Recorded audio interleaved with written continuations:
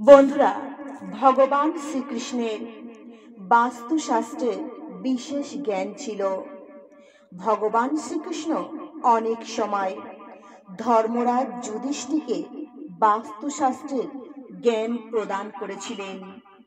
এই জ্ঞান সমস্ত মানব জাতির জন্য অত্যন্ত মাহাত্ম্যপূর্ণ এবং কল্যাণকারী।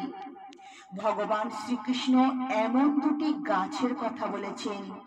এই গাছ ঘরের সামনে থাকলে দুঃখ দারিদ্রতা টেনে নিয়ে আসে। এই গাছটি যে ঘরের সামনে থাকবে সেই ঘরের মানুষ কখনোই উন্নতি করতে পারবে না। ওই ঘরের লোকেরা সব সময় পরাজয় এবং অসফল হবেন। বন্ধুরা, বাস্তুশাস্ত্র অনুসারে গাছপালা আমাদের বাড়ির সৌন্দর্য বাড়িয়ে তোলে, তার সাথে সাথে বাতাবরণকে শুদ্ধ করে তোলে এবং পজিটিভ শক্তির সঞ্চার ঘটায়, যা আমাদের জীবনের জন্য অত্যন্ত প্রয়োজন। বন্ধুরা, নেগেটিভ ঊর্জাকে দূর করে এবং পজিটিভ ঊর্জার সঞ্চার ঘটায় এই গাছপালা। বন্ধুরা, ঘরের সামনে শুভ গাছপালা লাগালে ঘরের উন্নতি আসে। এর সাথে এই গাছপালা অনেক প্রকারে বাস্তুদোষ নষ্ট করে। বন্ধুরা, ঘরের সামনে দাঁড়িয়ে থাকা গাছ দেবতার সমান আমাদের ঘরকে রক্ষা করে। ঠিক এই কারণে আমাদের পুরাণে এবং শাস্ত্রে এমন কিছু শুভ গাছের কথা বলা হয়েছে। এই গাছ ঘরের সামনে লাগানো অবশ্যই প্রয়োজন। তো বন্ধুরা, আজ আপনাদের জানাবো আমাদের ঘরের সামনে কোন চমৎকারী শুভ গাছগুলো লাগানো উচিত আর কোন গাছ আমাদের ঘরের সামনে লাগানো উচিত নয়। বন্ধুরা, অনেক শাস্ত্রে শুভ গাছের কথা বলা রয়েছে। বন্ধুরা, আমাদের শাস্ত্রে শুভ গাছের কথা বলা রয়েছে, ঠিক একইভাবে বাস্তুশাস্ত্রতে কিছু অশুভ গাছের বর্ণনা দেয়া হয়েছে। এই গাছগুলি ঘরের সীমানার মধ্যে থাকা অশুভ এবং অমঙ্গলকারী।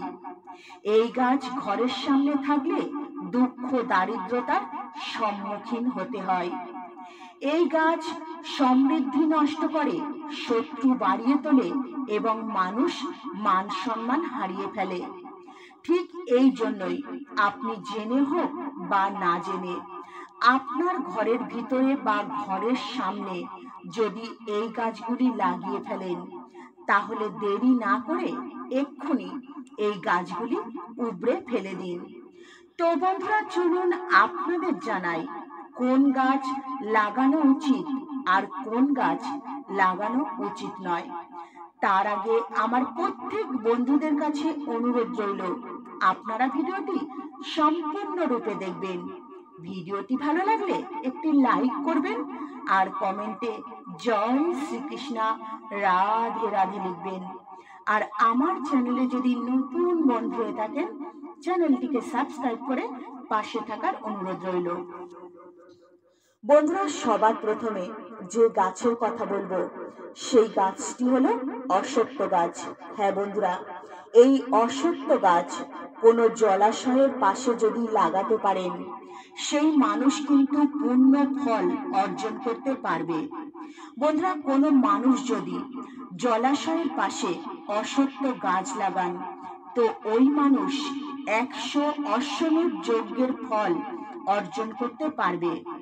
বন্ধুরা, যখন অশ্বত্থ গাছের পাতা ওই জলাশয়ের জলের মধ্যে পড়বে, তো ওই পাতা পিণ্ডর সমান হয়, পিতৃদের তৃপ্ত প্রদান করে। এর ফলে সমস্ত পিতৃদোষ ওই মানুষের ওপর থেকে কেটে যায়। বন্ধুরা, ভগবান শ্রীকৃষ্ণ বলেন, যে মানুষ প্রত্যেক দিন স্নান করে অশ্বত্থ গাছ স্পর্শ করেন, ওই মানুষের সমস্ত পাপ নষ্ট হয়ে যায় আর ওই মানুষ কখনো পরাজিত হয় না। অশ্বত্থ গাছ স্পর্শ করলে লক্ষ্মী লাভ করা যায়। বন্ধুরা, যে মানুষ প্রত্যেক দিন সকালবেলায় স্নান করার পর অশ্বত্থ গাছ প্রদক্ষিণ করবেন, সেই মানুষের আয়ু বৃদ্ধি হবে। অশ্বত্থ গাছের শিকড়ে ভগবান শ্রী বিষ্ণু বাস করেন, আর অশ্বত্থ গাছের কাণ্ডে ভগবান শিব বাস করেন। আর অশ্বত্থ গাছের অগ্রভাগে স্বয়ং ব্রহ্মদেব বাস করেন। বন্ধুরা, কোনো মানুষ যদি সৌমবতী অমাবস্যার দিন অশ্বত্থ গাছকে প্রণাম করেন, তো ওই মানুষ 1000 গোদান করার মতো পুণ্য অর্জন করতে পারবেন।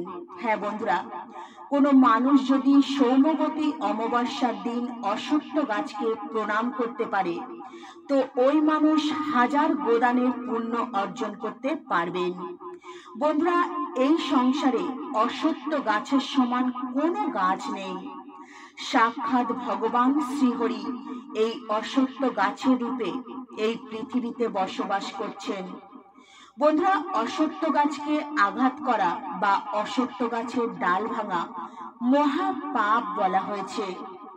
বন্ধুরা, যে মানুষ অশ্বত্থ গাছকে আঘাত করে, অশ্বত্থ গাছের ডাল ভাঙে, সেই মানুষ 1 যুগ নরকে থাকে। আর যে মানুষ অশ্বত্থ গাছ গোড়া থেকে কেটে ফেলেন, সেই মানুষ কখনো নরক থেকে উদ্ধার পায় না। বন্ধুরা, দ্বিতীয় গাছটি হলো আমলকি গাছ। স্বয়ং ভগবান শ্রীকৃষ্ণ বলেন, আমলকির ফল অত্যন্ত পবিত্র। এই আমলকির ফল লোকেদের প্রসিদ্ধিত এবং পরম পবিত্র। আমলকি গাছ লাগালে স্ত্রী আর পুরুষে অকাল মৃত্যুর হাত থেকে মুক্তি পায়। এই পবিত্র গাছে ভগবান শ্রী বিষ্ণু বসবাস করেন। এই গাছটি ভগবান শ্রী বিষ্ণুকে প্রসন্ন করেন এবং এই গাছের ফলটি অত্যন্ত শুভ। এই ফলটি খেলে মানুষ সমস্ত পাপ থেকে মুক্তি পায়। আমলকি খেলে আয়ু বৃদ্ধি পায়। আমলকির রস খেলে সমস্ত রোগ নষ্ট হয়ে যায়। আর আমলকি জলে মিশিয়ে স্নান করলে দারিদ্রতা দূর হয় আর সমস্ত প্রকার ঐশ্বর্য লাভ করা যায়।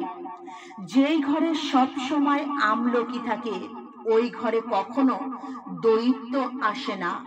বন্ধুরা, একাদশীর দিন যদি আমলকি পেয়ে যান, তো সংসারে সমস্ত তীর্থর সমান ফল আপনি প্রাপ্ত করতে পারবেন। বন্ধুরা, চুলে আমলকি লাগালে মৃত্যুর পর আর পরজন্ম নিতে হয় না। যেই ঘরের সামনে আমলকির গাছ থাকে, ওই জায়গায় সাক্ষাৎ মা লক্ষ্মী দেবী এবং ভগবান নারায়ণ বসবাস করেন। বন্ধুরা, 3 নম্বর গাছটি হলো অশোক গাছ। হ্যাঁ বন্ধুরা, পদ্ম পুরাণ অনুসারে অশোক গাছে অপ্সরারা বাস করেন। এই গাছটি সমস্ত দুঃখ কষ্টকে সমাপ্ত করে দেয়। অশোক গাছ ঘরের পাশে লাগালে ঘরের সুখ শান্তি সমৃদ্ধি বৃদ্ধি পায়। অশোক গাছের মধ্যে এতটাই শক্তি রয়েছে। অশোক গাছ শীতলতা এবং যৌবন প্রদান করেন। বন্ধুরা, মা লক্ষ্মী যখন দেবী সীতা রূপে জন্ম নিয়েছিলেন, যখন রাবণ সীতা দেবীকে হরণ করেছিলেন, হরণ করার পর সীতা দেবীকে রাবণ এই অশোক বাটিকাতেই রেখেছিলেন। অশোক গাছ তখন মা সীতার অনেক সেবা করেছিলেন। এই জন্য মা সীতা অশোক গাছকে বরদান দিয়েছিলেন, যে স্থানে এই অশোক গাছ থাকবে, ওই জায়গায় সর্বদাই মা সীতা থাকবেন। 4 নম্বর গাছ পাকুর গাছ। বন্ধুরা, পদ্ম পুরাণ অনুসারে প্রত্যেক মানুষের পাকুর গাছ লাগানো উচিত। এই গাছটি লাগালে মহাযজ্ঞের সমান ফল লাভ করা যায়। বন্ধুরা, কলিযুগের মানুষ যজ্ঞ করতে পারে না, এই জন্য একটি পাকুর গাছ অবশ্যই মানুষের লাগানো উচিত। 5 নম্বর হলো নিম গাছ। পদ্মপুরাণ অনুসারে নিম গাছ লাগালে সূর্যদেব অত্যন্ত প্রসন্ন হন।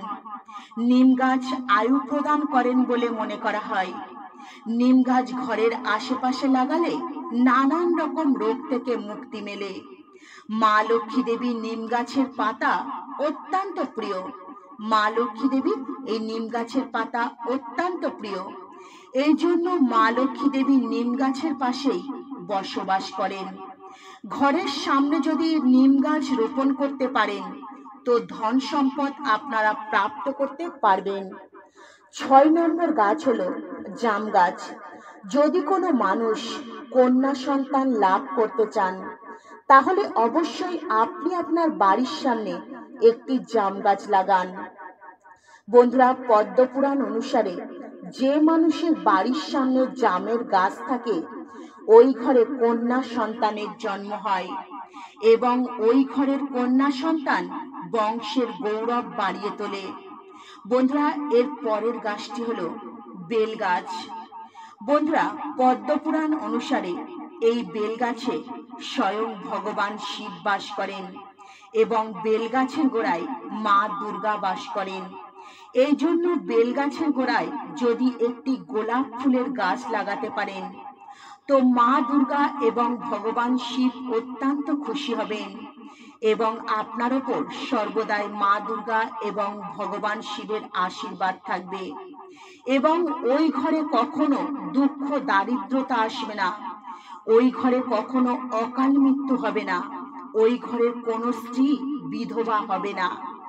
বন্ধুরা, যদি সুন্দরী স্ত্রী কামনা করেন, হ্যাঁ বন্ধুরা, যদি সুন্দরী স্ত্রী পেতে চান তাহলে বাড়িতে ডালিম গাছ লাগান।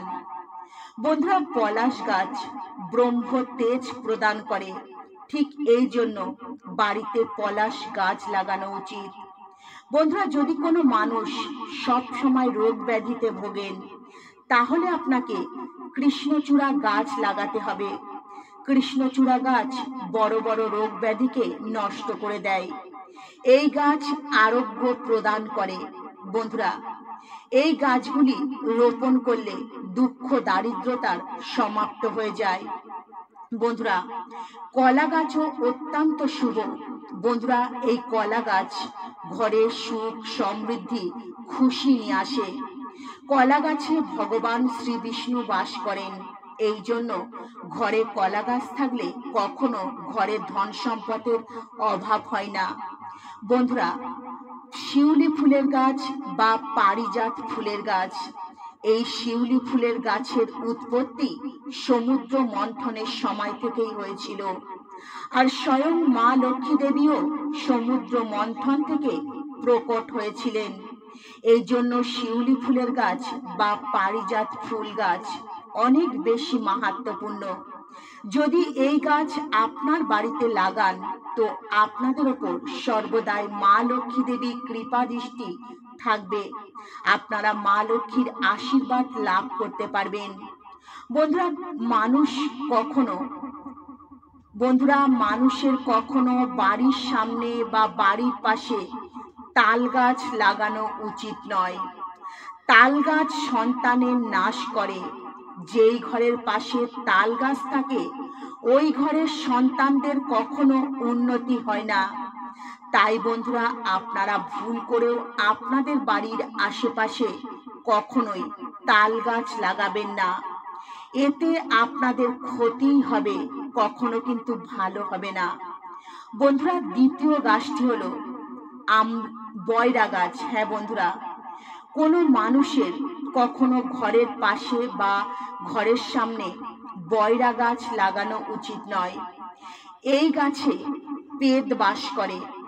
যে মানুষ বয়রা গাছ লাগান ওই মানুষ কিন্তু পেট হয়ে যায়।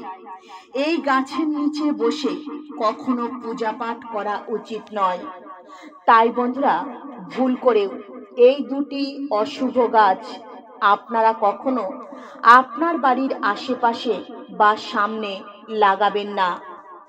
এতে আপনাদের ক্ষতি হবে, কখনো কিন্তু ভালো হবে না। আপনাদের জীবনে দুঃখ দারিদ্রতা ডেকে আনবে। তো বন্ধুরা, আজকের মতো ভিডিও এই পর্যন্তই। আমি আশা করব আজকের এই ভিডিওটি আপনাদের ভালো লেগেছে। নমস্কার, ভালো থাকবেন। হরে কৃষ্ণা।